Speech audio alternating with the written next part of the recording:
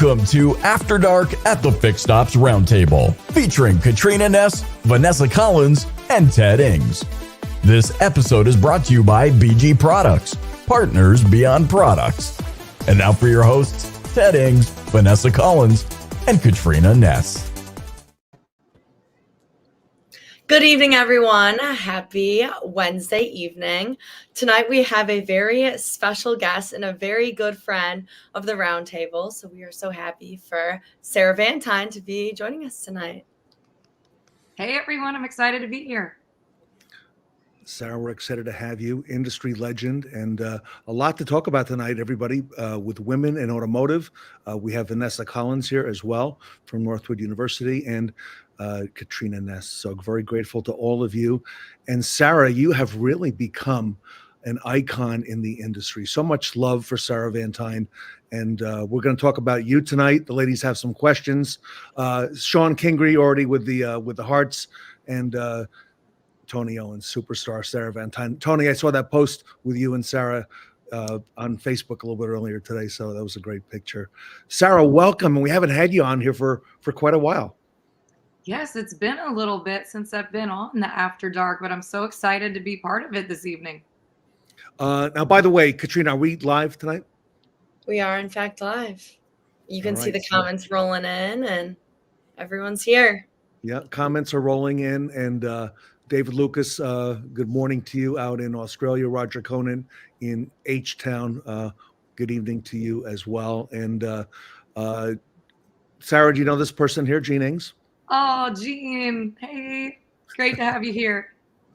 So we had a great opening tonight for the 90s. We have a big show coming up tonight. Vanessa, I believe you've got some trivia coming up for us later in the show. Yes, we do. We have 6 90s superstars that we're going to be playing trivia with in the last 6 to 7 minutes of the show. So make sure to stay tuned to the end. It'll be fun. All right. And the reason for the 90s trivia is that it correlates with our next upcoming event. And Vanessa, you might as well tell us about that too, because that's going to be here before we know it. Absolutely. So our next event, 90s Rewind, will be taking place May 13th through the 16th. Again, it's 90s theme, so you can dress for the theme if you'd like to, and you can get your complimentary tickets right now at fixedopsroundtable.com. Make sure to get those tickets sooner rather than later, because we are, and more details will come out later, but we are having a giveaway of an Apple Vision Pro, courtesy of Caesar Augustus. So that's super exciting. Wow. Sarah, did you know about the Apple Vision Pro that we're giving away for this event?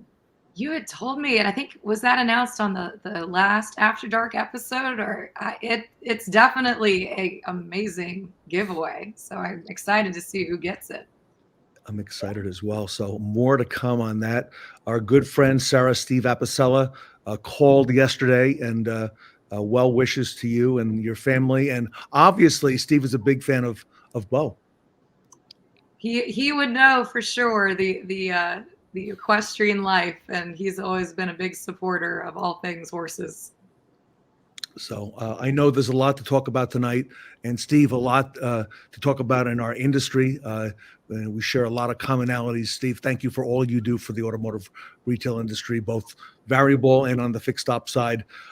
Sarah, the ladies have some questions for you. They've been chomping at the bit to ask, so I'm going to let them get started and get things rolling tonight. Awesome. Let's get right to it. So our first question of the night is kind of correlated with where we met you first, which was the Women's Roundtable at Northwood University during our auto show, which was awesome. But it's, what is your outlook on being a woman in automotive? Well, I will say it is so exciting today for women in automotive. There's been so many opportunities that I've seen in the last 14 years and that have come up through programs like Northwood University, and having all of the opportunities available to the students in the learning labs. But then in the industry as a whole, it's a really amazing environment and an amazing place to really strike out and have a career. So I can't say enough positive things about being a woman in automotive. And ladies, if you're listening tonight and you're considering it, this is a place to be. This is an amazing place to have a wonderful livelihood and great opportunities. Sarah, you shared a couple stories before on the way up to Northwood. We stopped in Dearborn and we had that meeting with Ali Rita, and you did that great interview with him there. And you told us a lot of the stories from when you were in retail. Give us the background, because I don't think a lot of people know how long you worked in dealership and that you sold cars, and how strong Sarah Vantine is. Yeah, I think that's a testament to how much the industry has changed since I first, experienced it myself as a fresh college graduate right out of college. One of the stories we were talking a little bit about was when I first got into the industry, I didn't have the most warm reception. It was something that I stumbled into. I walked in off the street. I wanted a job and I saw that this dealership was hiring. And so when I came in, I saw that there was a sales position open and I said, I'd love to interview for this. This sounds like a great opportunity. And the sales manager who I met with, who, to this day, I would consider him a friend. We definitely crossed the bridge over time as we began working together. But one of the things that he said to me in my first interview was, why would I hire you? And there might have been some profanity in there as well in that sentence when he said it, but that was the first sentence that I had in my interview. And it was because I had a bachelor's in art history and a bachelor's in studio art. So I'd never sold cars before in my life. And my response to him was, well, if you don't hire me, I'm going to go next door and I'm going to get a job there selling cars. And then I'm going to sell circles around you. And that was my entry point into retail automotive. That was how I got the job. And, there was some, as Ted can attest, when we were talking a little bit about it, I didn't have a super warm welcome. I had some games and some things that were played on me and some, kind of trial by fire experiences in learning how to sell cars. But all of those pieces, I think it really gave me a lot of empathy for people and women, especially in automotive, as they're striking out in their career. And so one of the things that I've always actively done, I've always been a very big advocate for people in the industry, regardless of background. You have a right to be there. You absolutely can do a fantastic job if you care about people and if you care about your customers. And it doesn't really matter where you come from. And that's been how I've lived my entire career. I love that. And in dealership, how long, Sarah? You worked? Gosh, so I sold cars from 2009 through almost 2011, and I relocated with my then fiance, who my husband now, Rich. We've been married for over 13 years now. But when we relocated to Chapel Hill, North Carolina, I went to work for Gerald Remoyne and his dealerships, and that was really the first time that I got into BDC. And so it was something, I'd had kind of a salesperson, internet sales manager kind of background, and never anticipated going into BDC. But I'll say that decision to change and learn about it, it's shaped my career exponentially. Tony Owens in the chat tonight, along with Michelle McLean. Tony's talking about that hashtag BTOP. Do you ladies all know what that stands for? BTOP. Let me bring in the resident subject matter expert, Ed Robertson. Ed, can you help us with that? What that means tonight? Welcome. I cannot believe that you guys don't know what BTOP is. Hello, Ed Roberts. It is our identity at Bozard Ford Lincoln. It is the best team on the planet. Oh, I love that, Hashtag Ed. BTOP. Oh, I love it. Yep. And Ed, thank you for joining us tonight. So you guys may have to remember that, because there might be other questions that come along with it. Got it. That's right. I'll keep that in mind. It's all right. Very good. And Sarah, amazing work that you're doing in retail and have done. And, look at Ed Roberts over there at Bozard, continuing to set the pace and raise the standards for all of us, Sarah, in the industry. Ed is one of the greats. He really lives the culture he professes. Yeah, there's no question about it. So, Ed, you just came back from, you were out in Phoenix, and I'm assuming you're back now. I'm looking at the background that you're back in Florida. I am back in sunny Florida. Was out in Phoenix for Business Bourbon and Cigars, and great event. we always have to be growing, and when we stop growing, then it's time to get out. And I was out there sharing what we do and listening to other things that we could capitalize on. Ed, Business Development Center. I know the ladies have some questions tonight for Sarah, but I know you've got a similar setup there at Bozard. How important is that to a dealership such as yours, having that for both sales and service? It's huge. It's an entry point. If someone's calling in to for the first time to the store, it's the first thing that they connect with. It's like walking into the showroom. It's our over the phone showroom, so to speak. You got the digital showroom, which is our website. You got the live showroom, which is the brick and mortar, and that's what they connect to us when they have a need and they're reacting to that need by making that phone call. That's our intro to our store, and that can either make them feel welcomed or make them feel like, oh my goodness, how's this going to go? So it's huge, whether it's on sales, service, whatever it may be. It's the intro to our store. Ed, I know you first met Sarah in Florida at an Automotive News Fixed Ops Journal event, but I think the second time you got together was at a Fixed Ops Roundtable where we all met in Las Vegas about 4 years ago. It was Fixed Ops Roundtable number 4. Yes, the day before the NADA got rolling, and that was the last live one there for a bit, Ted. Yeah, we had to go. We had to figure it out, Ed, and we took the lead on that. We didn't wait for somebody else to, tell us what to do.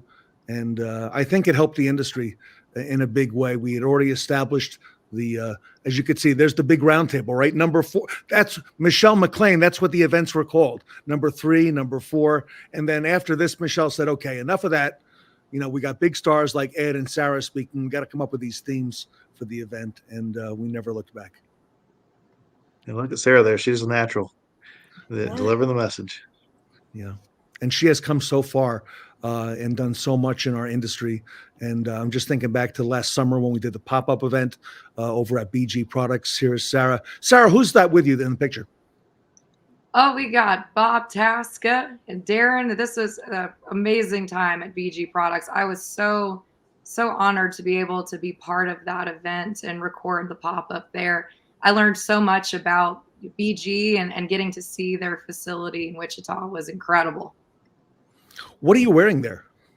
Oh, I am wearing Bob Tasca's actual race suit. And if memory serves, that was his lucky race suit, which I was very nervous about because he had a race right after this that he was going to, if you remember, Ted. He flew out right from after this event. He went right on to his race. And so I was a little nervous that I was wearing, the suit he was going to be wearing in that next race, but he won the next race. So I guess it continued its luck. So you brought him, Sarah, you brought him luck.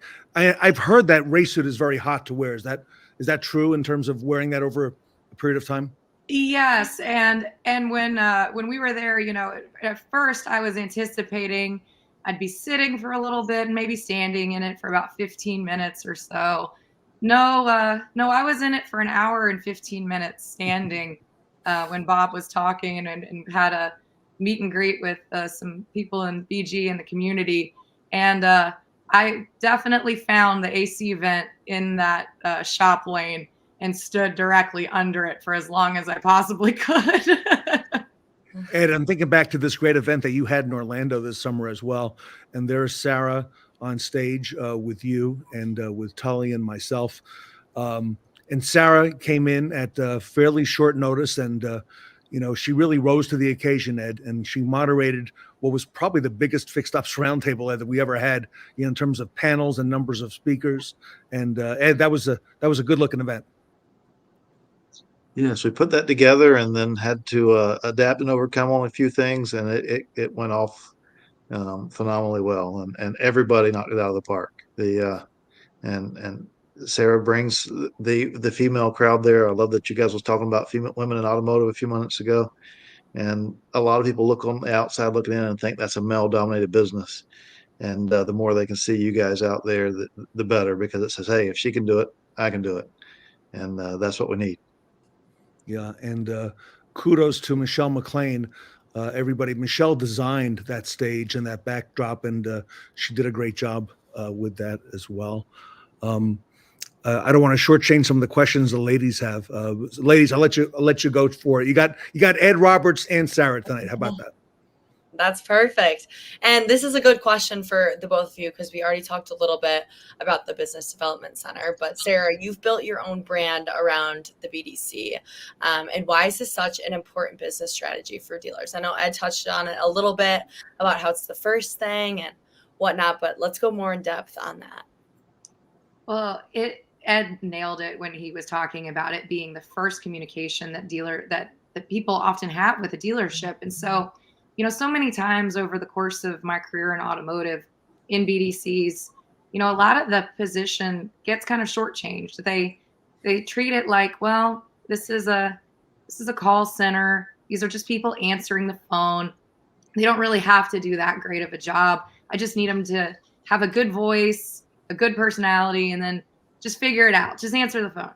And the reality is that's really not business development. Business development is culturing and really having a curated experience with your customer. And that first communication that happens is so important, because when that person calls in, it may be the first time that they've ever worked with you as a dealer. They may be new to the area. This may be the first time that they've come to your service department since they purchased a vehicle, or vice versa. And how you handle everything in terms of setting the expectation in next steps and what to expect, all of those pieces are so important. And you have to have people that are smart, witty, that are able to move between multiple systems and navigate all kinds of information that a customer may have.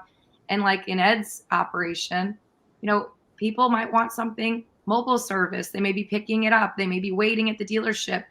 The BDC is that extra layer of coordination that go on too, and the next steps and all of that expectation. So in my opinion, it's going to keep being more important as dealers add to and look for ways to keep customers engaged in their stores. So I'm excited to see what the next chapter for BDC is. So I want to take that a step further there for a second there, Ted. The what most people in this call don't know is right after that Fixed Ops Roundtable number 4, during that event, I told Sarah, I need to raise the level of our game in our BDC, and I want to bring my BDC manager out to see you. So within days, the day that everything got shut down, I showed up at Sarah's store and brought my BDC manager with me and went through what they was doing, because we all learn from each other in this business, and when we can help each other, we all win together. But she was very gracious in letting us come in and open the doors and let us see what took place. And during that time, we got COVID shutting everything down. But then also that county, I don't know if you remember that or not, Sarah, but the county had some issues as well, and they was shutting down schools and other stuff was going on for reasons outside of COVID. Yes, it was probably Ed picked the worst travel day for North Carolina when this went down, and I felt so bad for his BDC manager. She had never been on an airplane, and this was her first experience, and it was a little hair-raising. So, oh wow, yeah. Wow. Well, our next question. Again, I think that both of you can kind of touch on this from two different perspectives in the automotive, but how can we do a better job of spotlighting the opportunities for women in this industry? That part This is it really right here. exciting. Ed, do you want to go ahead? No, you take it. This is you. Well, it's something that I think just more and more voices in automotive relating to it. We have to take an active approach in talking about what we're seeing in the industry, and also, the operators that maybe aren't operating as they should in their customers or in the space. These are conversations, as Ed mentioned. Collaboration is the most important element of what makes automotive so successful and what makes our career opportunities so incredible. It's all of the connections that you weave over the course of time. And with that, you really have to, in my opinion, in the industry today, you have to take an active role in including every single person that could be part of your customer base in your employee base. So you need women voices in that conversation, and you need women employees across generations to contribute to what the future of automotive really holds. And that could be across how vehicles are sold. It can be across how communications happen in the BDC and in the service department. So the more voices that you have, you're going to have a much more rich experience. And I'll touch on that a little bit more. Yeah. As she said, some of the skills that the BDC agents needed, they need to be able to think on the fly, and you guys do a phenomenal job of doing that. But go back to what she said when she was getting into the business, and he says, "Why in the heck would I give you a chance?" And it's easy to take that as a no and say, "Well, I figured I'd stop by and see if you guys was hiring." She says, "No, I'll outdo you if you don't if you don't hire me here, we'll outdo you somewhere else." And it's not taking that no for an answer, and saying, "Hey, I'm human. It ain't about male and female. I'm human. I can do this." And then from a customer standpoint, in business, people tend to trust women more in business right from the start. And from in our standpoint, we think they trust us more, but they don't. And if we don't have choices for our customers to do business with whoever they feel comfortable with, then we're really putting them in a box and holding ourselves back. Wow. You're so right. Right. I like that. And Robert's comment about CMA, Liza Borges is an incredible operator. She is definitely a big role model of mine in the industry as well. She and Ted, the first time meeting her was at the Fixed Ops Roundtable in 2020. So that, same thing. I think that event really opened so many doors and connections for me. Liza still talks about that event because she came in the morning to watch some of the speakers, and she left to go back to NADA. And I know she told about a dozen people, Ed, at NADA, you got to go over to see this event called the Fixed Ops Roundtable right down the street. And Liza came back that afternoon, and she said, this is the event to be at. And of course, she spoke, Sarah, as well as you did. And you were both best practice winners at that event. And just amazing to see. Yeah, like Trevor says here, not just advisors, but the career path that, Sarah, that you talk about and that Ed talks about. And, here you've got women leaders, okay, women dealer principals in our industry. And Robert said, Liza's certainly one of the greatest. Sarah, I want to ask you real quick, tell us a little bit about your family, because you've got it all. You've got the successful career, you've got the beautiful family, you've got a lot on the go, in addition to your career. So tell us a little bit about that. Our household is crazy, and those are my three pride and joys right there. So we have Charlotte on the left, and my 6-year-old, and Taylor in the middle. She's 11, and she was leaning down a little bit so she could be in the picture with her little brother and sister.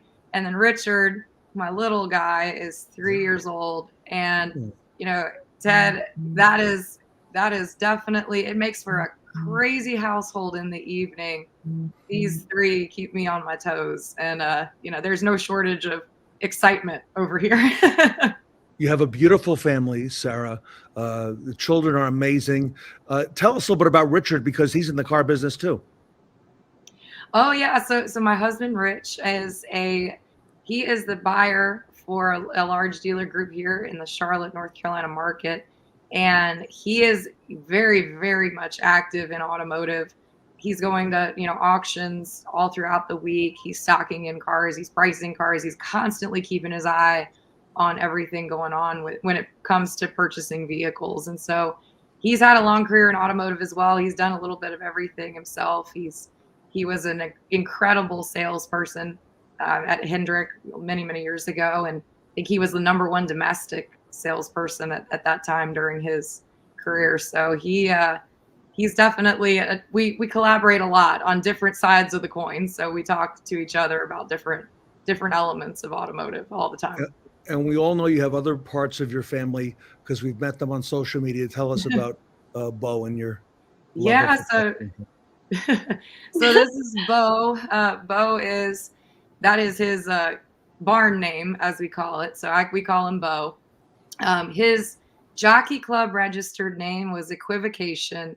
He had 46 starts, 4 first place finishes, 6 second place finishes, and 11 third place finishes. So he is a off the track thoroughbred through and through, and he is my partner in crime. We've been on a journey together. I picked him up in August last year, and purchased him, and so he's really been my partner in growing as an equestrian and continuing to grow with him. And so we're excited to see where this path takes us. But he's an incredible athlete, so he's really forced me to up my game too. He's really caused me, a lot of growth in my own, physical and equestrian career, just to be able to keep up with a horse of his caliber.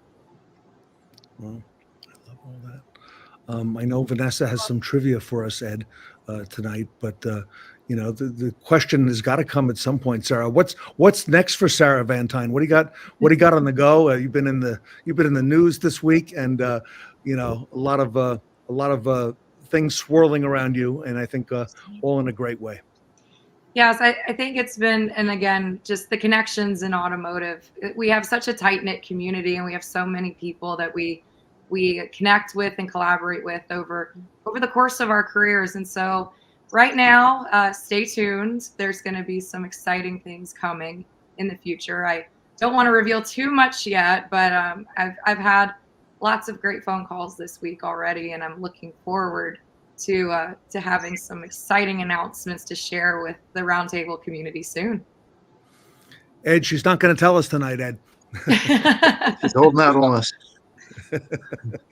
Larry Sherman, good evening. Okay, let's play some trivia. Vanessa, set it up for us, if you would. Yeah, for sure. So again, I will be putting up these pictures of some automotive stars back in the 90s, and we have to guess who it is. So just leave a comment if you think you know who it is. Let's start right away with our first 90s star. Ooh, wow. Look at that haircut. Look at all that hair. Yeah. This gentleman has been known since the early days of what happened 4 years ago with pickup and delivery in automotive, and he's been a big name in that. I think Red Cap was the first company that we saw to do that, but Anthony, I'll give it away. Anthony Montero. Okay, there we go. From Draver was really one to spearhead that. So, all right, I gave everybody the first one. There we go. That was a freebie. All right, next one. We are looking at the gentleman in the front, by the way, the one driving the motorcycle. Ed and Sarah, you know this person, by the way. Yes. And the helmet and the glasses threw me off for a second. You have to kind of look around the helmet and the glasses. Yes. He's been on a lot of panels with us, Ed. In fact, I told Michelle this is one of the best pictures I've ever seen of him. So, anybody know? I have a pretty good idea.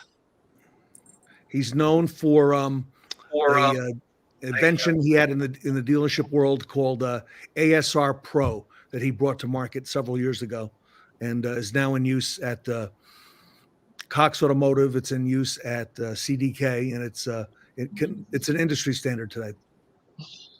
Yes. It is Fred Forden, everybody. So look at that. Woohoo. There we go. Back in the movies. Yeah, nice bike, Tony, right? Yeah.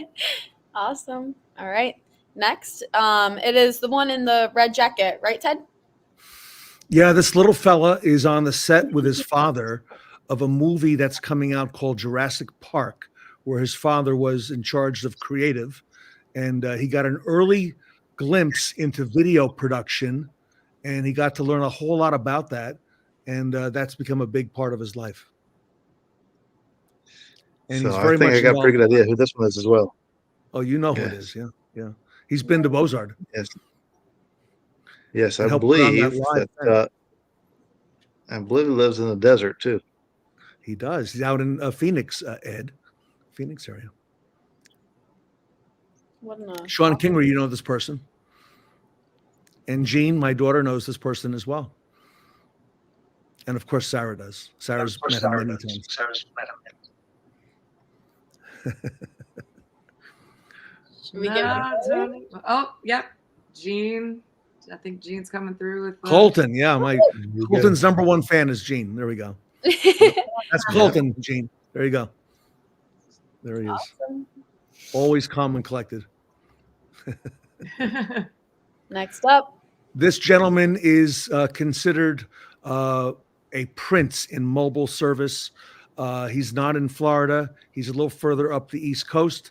Had a great video that was out on social media today, and is not quite running neck and neck with Ed, but he's doing his best to keep up.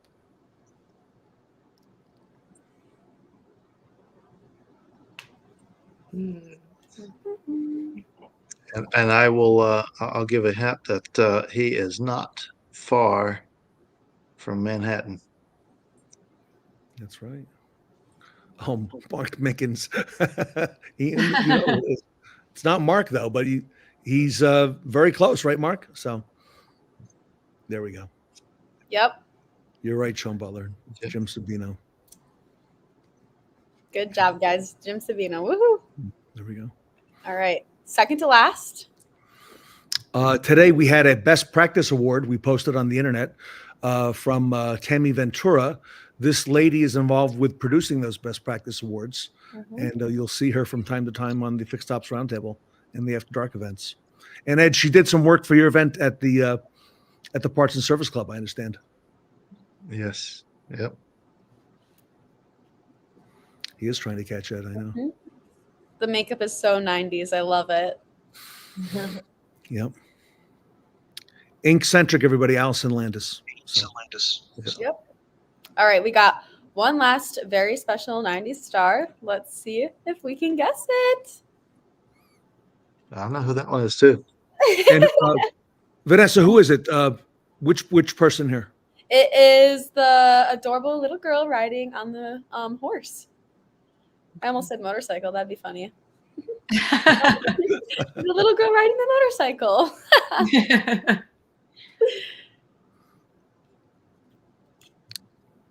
You guys can get it. You have seen this person very recently. You've seen them very, very recently. Yep, Robert. You got that right. Yeah. This was my first horseback ride ever. Oh So my goodness. this was documented. My mom kept my baby book, which was so sweet. She put all this time and energy into documenting and then gave it to me when I had Taylor. When I first had Taylor, she gave me my baby book back, and this was in there as my first horseback ride, and this is where all of it started. That is so special. That is amazing. I love And it. here's Trevor Shannon. Trevor guessed it as well. So, all right, a lot ahead, everybody. Thank you for being with us tonight. Sarah, I saw Mike Stoll in the chat, and I would agree. The best is yet to come for Sarah Vantine. So thank you for all you do. It is an honor to be here, Ted. Thank you all for being part of this tonight. And Sarah and Ed and Katrina and Vanessa, I also want to call out that Sean Butler is in the chat tonight. And our prayers for Sean and all the great work he's doing in the industry, for Sean and his family. Ed, probably the strongest person I've ever met is Sean Butler. And I know Sarah got to go out with him at PG. So He just keeps going, and it's all to deliver a great message. To say, go take care of yourself. Don't wait. Yeah. So if it doesn't feel right, get it checked out, everybody. So. All right. On behalf of Sarah Vantine and Ed Roberts and Vanessa Collins and Katrina Ness, I'm Ted Ings. We will see you here. When are we coming back? Vanessa, we'll be back on Monday, right? Yes, we will be back on Monday. So stay tuned. All right. And of course, the big show coming up in May. Thanks, everybody, for being here tonight. Thanks.